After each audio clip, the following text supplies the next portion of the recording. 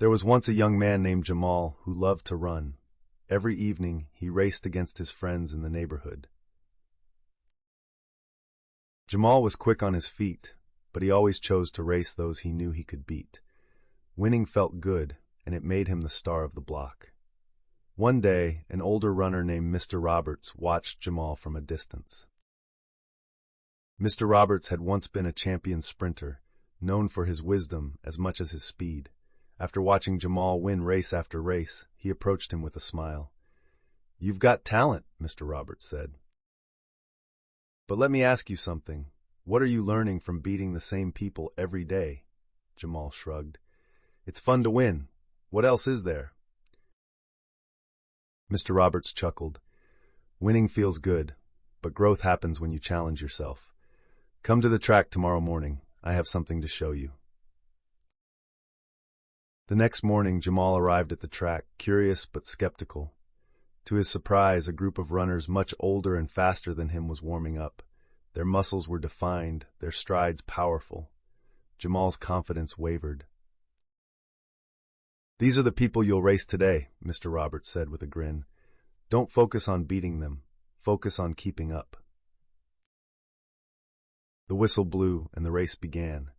Jamal pushed himself harder than ever, his lungs burning and legs aching. The others pulled ahead effortlessly. By the time he crossed the finish line, he was far behind the group, but something was different. For the first time, he felt the thrill of truly pushing his limits.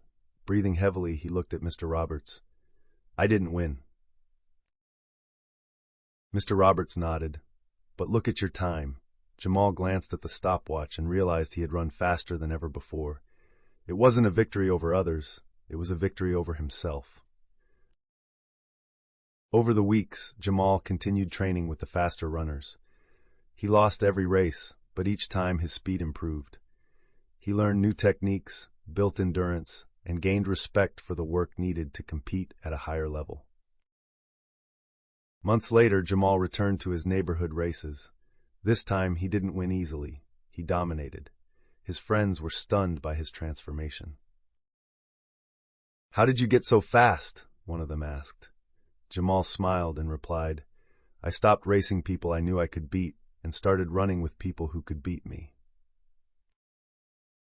Moral of the story: growth happens outside your comfort zone.